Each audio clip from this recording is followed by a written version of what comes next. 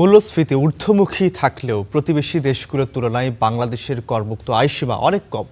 এই সীমা বাড়ানোর দাবি আছে মধ্যবিত্তদের পক্ষ থেকে, যদিও কর বিশেষজ্ঞরা মনে করেন সীমা বাড়ানোর চেয়ে কর ফাঁকি বন্ধে বেশি উদ্যোগ নিতে হবে।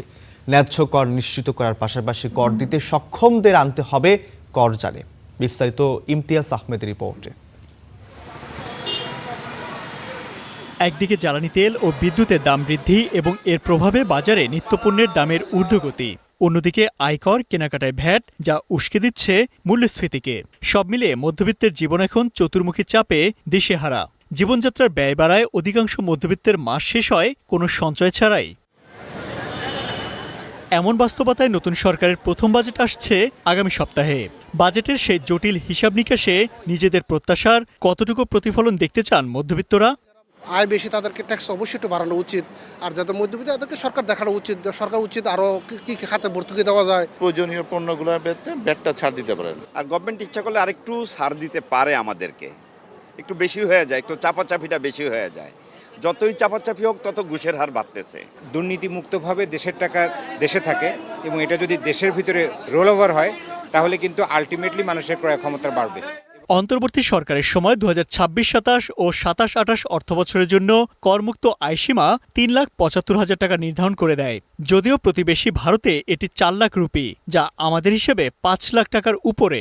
আরেক প্রতিবেশী নেপালে 5 লাখ রুপি পর্যন্ত মাত্র 1% আয়কর দিতে হয়। এদিকে পাকিস্তান ও মালয়েশিয়ায় ব্যক্তি আয়কর হার বাংলাদেশের তুলনায় সুবিধাজনক অবস্থানে রয়েছে। কর বাড়ানো কমানোর এই গাণিতিক হিসেবের মারপ্যাচে মধ্যবিত্তের স্বস্তি আসবে না বলে মনে করেন বিশেষজ্ঞরা। তাই যারা কর ফাঁকি দিচ্ছেন তাদেরকে কর জালের মধ্যে নিয়ে আসার পরামর্শ এনবিআর এর সাবেক এই চেয়ারম্যানের। এই টাকা বাড়ানো কমানোতে মধ্যবিত্তের খুব উপকার হওয়ার বা সুযোগ খুব একটা বেশি নাই। তার মূল্যস্ফীতি, তার দ্রব্যমূল্য, এগুলো তার সহনসীমার মধ্যে রাখতে পারাটা, তার একটা পারচেজিং পাওয়ার থাকাটা, সে যেন তার হাতে যেন কিছু পয়সা থাকে যে সে জিনিস কিনতে পারে। যদি অর্থনীতিতে যদি আয় বৈষম্য যদি না কমাতে পারি, তাহলে এই অর্থনীতিকে চালানো মানে যে কোনো পলিসি নেওয়া খুব কঠিন। একদিকে রাজস্ব আদায় যেমন বাড়াতে হবে, তেমনি নতুন কর আরোপ যেন মধ্যবিত্তের উপর বাড়তি চাপ তৈরি না করে, সেদিকেও সরকারকে সতর্ক থাকার পরামর্শ অর্থনীতিবিদদের।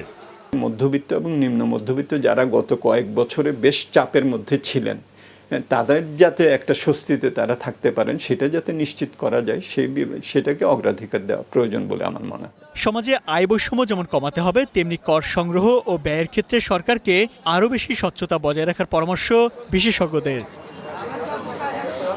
Imtiaz Ahmed, star news, Dhaka.